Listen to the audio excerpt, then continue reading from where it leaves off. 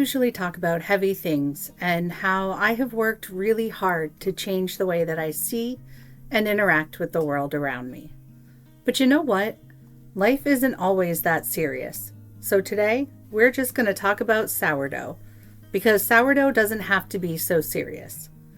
Or so I think. Let me introduce you to the will it bake loaf. The it isn't that serious loaf. The let's have fun with this loaf. So yesterday I got up at 7 a.m. to make 2 mini loaves for my friend. She was having a hard week and was going to come up to visit. She was supposed to come up today, but she checked in with me and I'm not feeling all that great, so she moved herself to next Sunday just to accommodate me. Around 4 p.m. yesterday, I was resting. And I was sad that I wasn't going to have any bread because I just gave away the last 2 loaves that I made. My starters, Clara+Dot, were hungry because I didn't feed them at 7 like I would have because the trash was too full and heavy, so I was waiting for Aiden to empty it. So I thought, why not?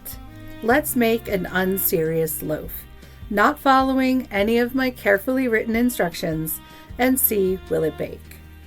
I have been working on this since January 1st, and it took 2 months to be able to even bake.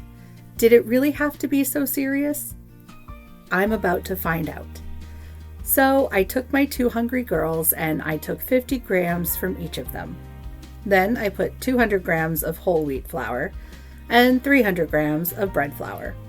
Then I took 350-ish, and I say ish because the scale shut off and I didn't notice until after I started pouring, but 350-ish grams of warm water and 12 grams of salt. So typical recipe, just kind of mixed around.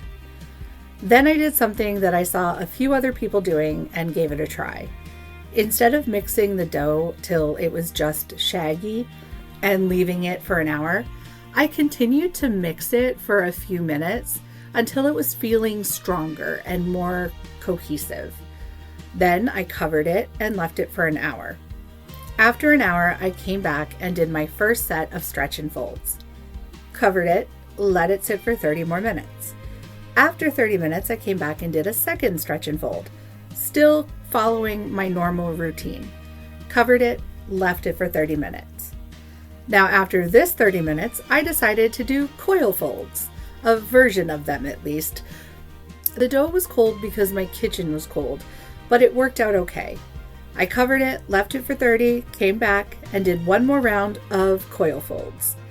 After that, I usually let it bulk ferment in the oven for about 4 hours, 5 hours, and then shape it and put it in the fridge. This time, I just left it in my coldish kitchen overnight, covered on the counter.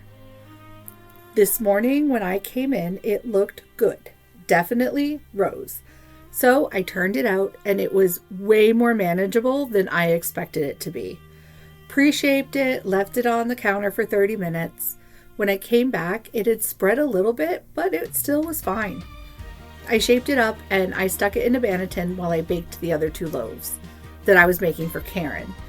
It lived in the fridge until the oven was free. When the oven was done with the other 2, I pulled it out, flipped it over, and scored it. The scoring was not looking amazing, but I figured this is what we're doing this for. We're experimenting. So I baked it the same as I always do, 450 degrees, 30 minutes with the lid on, 15 with it off. I mean, it looks like a loaf of bread. I really have no expectations for this because, like I said, it was just a let's see if it'll even work. And if it works, then sourdough doesn't have to be so serious. Life doesn't have to be so serious. Right now, things are heavy in the world. Remember to have some fun and not take yourself too seriously.